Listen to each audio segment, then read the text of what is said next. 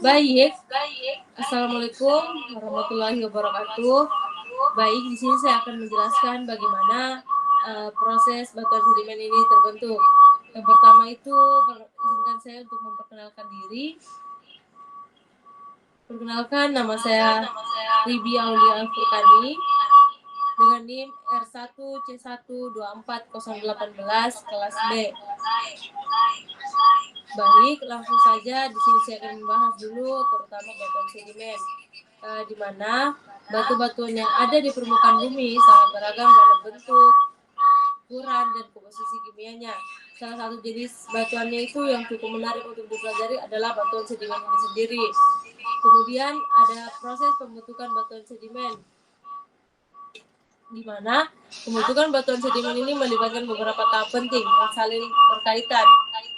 Di slide selanjutnya saya akan menjelaskan bagaimana proses batuan sedimen ini terbentuk dan peran-perannya yang berperan dalam proses pembentukan batuan sedimen itu sendiri. Baik, yang pertama itu ada proses pelapukan dan erosi, di mana proses pelapukan dan pelapukan ini adalah proses di mana batuan induk atau batuan-batuan yang ada di permukaan diuraikan menjadi lebih kecil melalui aksi fisika atau kimia. Kemudian setelah batuan mengalami pelapukan, dia lagi mengalami erosi yang akan mengangkut partikel-partikel tersebut, dan erosi diakibatkan oleh agen-agen seperti air, angin, gletser, gravitasi, dan sebagainya. Kemudian partikel-partikel batuan yang telah mengalami pelapukan ini dapat berupa pasir, lumpur, atau kerikil. Kemudian setelah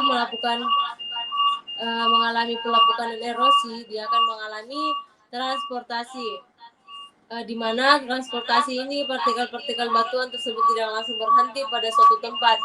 Dia akan mengalami transportasi pemindahan ke lokasi yang satu, ke lokasi ke tempat lainnya, seperti air, sungai, gletser, atau gelombang laut. Kemudian jarak dan durasi transportasi ini akan sangat mempengaruhi karakteristik akhir dari batuan sedimen itu sendiri. Kemudian setelah mengalami transportasi, dia terdeposisi, di mana sedimen-sedimen ini akan mulai mengendap di suatu tempat. Proses pengendapan atau deposisi ini terjadi di lingkungan tertentu seperti daerah sungai, danau, delta, dan laut. Kemudian proses deposisi ini berlangsung lama dan menyebabkan akumulasi sedimen yang tebal.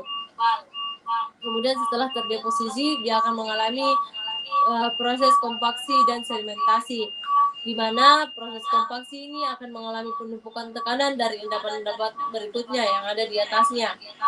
Kemudian bersamaan itu terjadi pula proses sementasi, di mana mineral-mineral yang larut dalam air tanah mulai mengendap dan mengikat partikel-partikel sedimen menjadi satu kesatuan yang keras dan solid.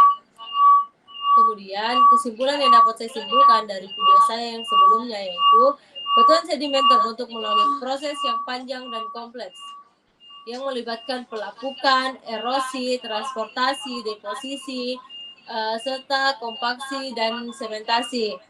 Dengan begitu banyak jenis dan manfaat yang berbeda-beda, batuan sedimen memainkan peran penting dalam kehidupan manusia maupun dalam sejarah geologi bumi.